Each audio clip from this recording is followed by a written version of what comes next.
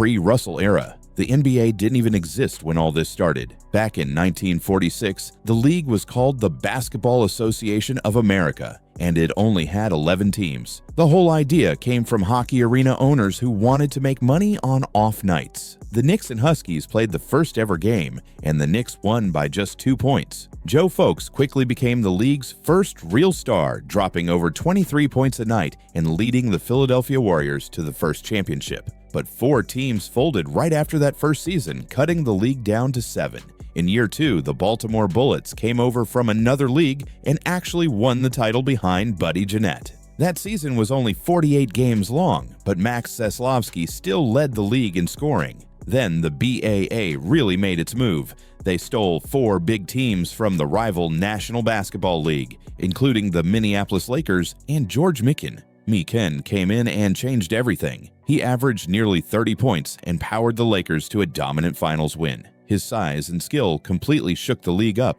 By 1949, the BAA and NBL merged to form the NBA. Now there were 17 teams split into 3 divisions. Mike was still the top guy, leading the league in scoring again and bringing another title to Minneapolis. Alex Groa and Paul Arizonin were starting to rise too, but Mike had the league in a chokehold. Teams started folding again though, and by 1950 the league shrunk to 11, but that season marked something huge. Earl Lloyd became the first African American to play in an NBA game, followed closely by Chuck Cooper and Nat Clifton. In 1951, the Rochester Royals finally knocked off the Lakers thanks to Arie Rison and Bob Davies. The Knicks lost a brutal 7-game series in the finals, and even though the league widened the paint to slow Mike down, he just kept scoring. The All-Star Game launched around this time too, and fans got to see the best players in one place. Ed Macauley won the first MVP of the event, and the Lakers bounced back with another title the next year. By 1953, the Lakers were back on top again. Mike wasn't slowing down, and his squad just kept finding ways to win. But the league wasn't done tinkering. They widened the lane again to 12 feet, still trying to contain Mike's dominance. Even that didn't stop him. The following year, the league dropped to 9 teams, and by 1955, there were only 8 left. But that season brought the biggest rule change yet, the 24-second shot clock. Everything sped up, scoring exploded, and the fans finally got exciting basketball every night. The MVP award showed up in 1956, and Bob Pettit took the first one while averaging over 25 points and 16 rebounds. Paul Arizonin led the Warriors to another championship, and Cousy dazzled crowds with his handles. That decade completely flipped the league. It went from slow and clunky to fast and star-driven. The defense tightened up, scoring climbed, and the league finally looked like a real professional sport. This era built the foundation. Everything that came after started right here. Wilt and Russell era. The Celtics started it off by grabbing their first title in 1957. Bill Russell was a rookie and already pulling down over 30 rebounds in a double overtime Game 7 win. Bob Cousy won MVP that season, but it was Russell who completely changed the defense. The next year, the Hawks caught Boston slipping. Russell hurt his ankle, and Bob Pettit dropped 50 in the clincher. That would be the only time during this stretch that Boston didn't finish on top. In '59, the Celtics kicked off their true dynasty by sweeping the Lakers. Russell controlled the boards, Cousy kept running the offense, and Bill Charman was right there, scoring over 20 a game. Elgin Baylor showed up as a rookie and gave the Lakers some hope, but Russell wasn't letting up. Then came 1960, and Wilt Chamberlain entered the league. He instantly averaged 37 points and 27 rebounds. Still, the Celtics beat his Warriors and took another title. By the way, if you guys want to subscribe, I'm going to start posting every day.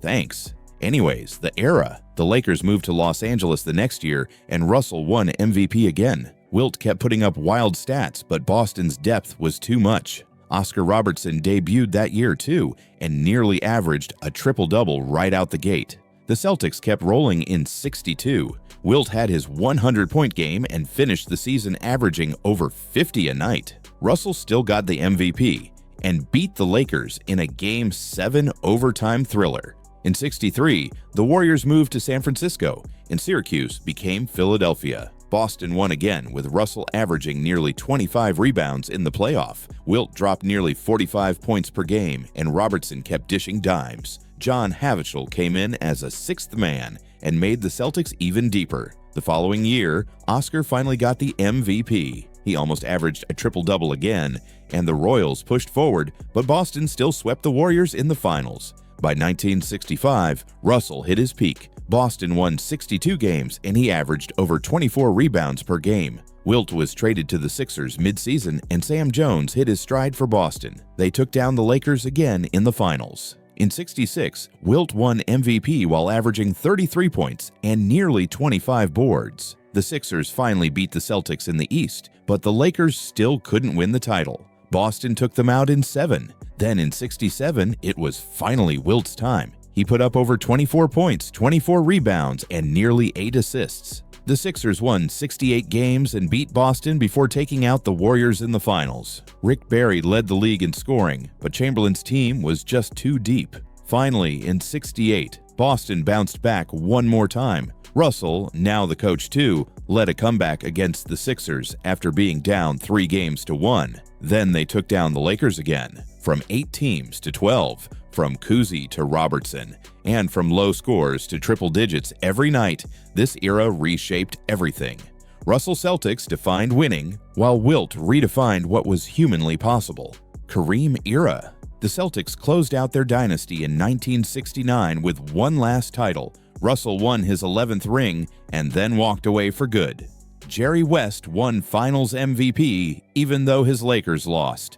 The only time that's ever happened. Then the league changed forever. Kareem entered in 1970. He dropped nearly 29 points and 15 rebounds a night and took the Bucks from last place to 56 wins. In year 2, he teamed up with Oscar Robertson, and that combo was unstoppable. They won 66 games and swept the finals. Kareem won MVP, led the league in scoring, and started building his case as the top player in basketball. The Lakers followed up by winning 69 games and breaking off a 33-game win streak in '72. Chamberlain played his role perfectly, and West finally got a ring. That same year, Kareem still led the league in scoring and took home another MVP. The Knicks got revenge the next season. Frazier, Reed, and Monroe locked in, and Earl Monroe played his best playoff ball yet. Meanwhile, Nate Archibald did something wild. He led the league in points and assists in the same year. In 1974, the Celtics were back.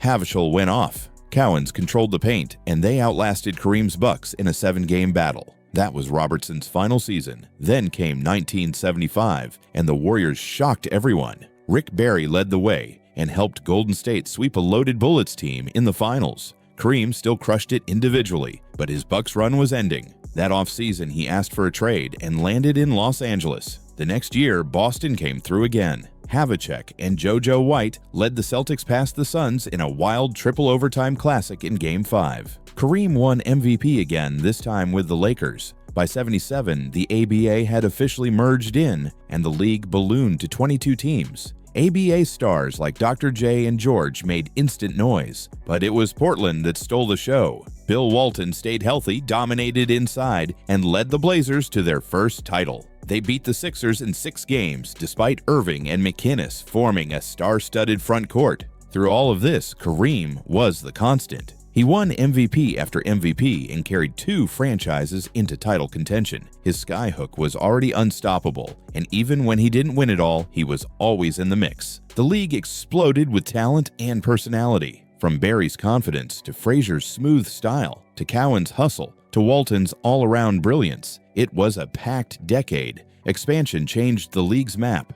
The ABA merger added firepower, and Kareem's arrival reset the pecking order. 7 teams won titles during these years, and no one controlled the league the way the Celtics had before. It was all wide open, and Kareem's reign was just getting started. Magic Bird era. The Bullets kicked things off in '78 with their first title, led by Wes Unseld and Elvin Hayes. Then Seattle struck back the next year. Dennis Johnson and Gus Williams led them to a 4-1 finals win over Washington, flipping the result from the year before. But behind the scenes, something bigger was brewing. That same spring, Magic Johnson and Larry Bird battled for the college championship title, setting the stage for a decade-long NBA rivalry that would change everything. In 1979, Magic joined the Lakers and Bird joined the Celtics. Magic won Finals MVP as a rookie after filling in at center for an injured Kareem. Bird won Rookie of the Year and took Boston from 29 to 61 win.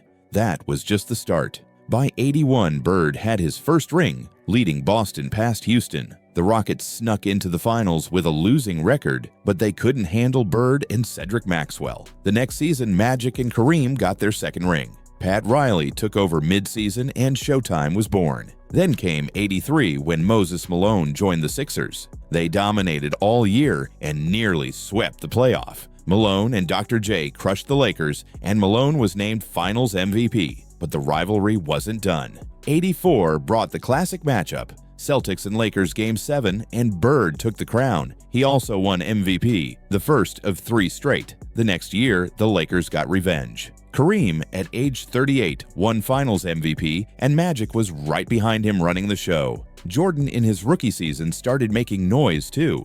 He averaged over 28 and won Rookie of the Year. Boston came back again in 1986, winning 67 games and steamrolling to the title. Bird was unstoppable. Mail and Parrish held it down inside, and the Celtics looked unbeatable. But the Lakers were waiting. In '87, Magic won his first MVP and then took the Lakers back to the top.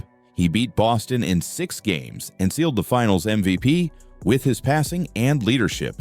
By '88, the league belonged to the Lakers and Jordan. Magic led Los Angeles to back-to-back titles, the first team to repeat since Russell Celtics. Worthy went off in Game 7 against the Pistons, putting up a triple-double to close the series. Meanwhile, Jordan won his first MVP, the scoring title and Defensive Player of the Year. He dropped 35 a night and made it clear his time was coming. This era was everything: Magic's flash, Bird's grit, Kareem's consistency, and Jordan's explosion.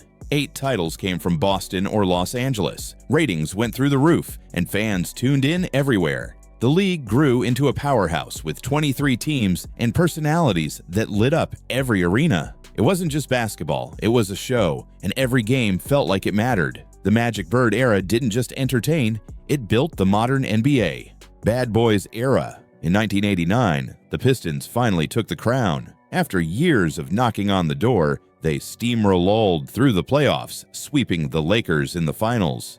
Joe Dumars led the way with his shooting, but Isaiah Thomas, Dennis Rodman, and Bill Lamire brought the muscle. They shut teams down, holding opponents under 96 points a night. The Bulls made progress, but lost to Detroit again in the East Finals. Jordan was brilliant, but Detroit's Jordan Rules defense wore him down. The next year, the Bad Boys doubled down. They went 59-23 and finished the job again, this time against the Trailblazers. Isaiah earned Finals MVP with a legendary third quarter in Game 5. The team played with the same edge, same grit, and the same depth. Robin crashed the boards, Dumars stayed locked in, and Vinnie Johnson hit the title-winning shot. Jordan pushed them to 7 in the East Finals, but Detroit held on one last time. Their reign didn't last long, but it was loud and brutal. They bullied the league and took 2 rings doing it. They didn't care about being liked, they only cared about winning.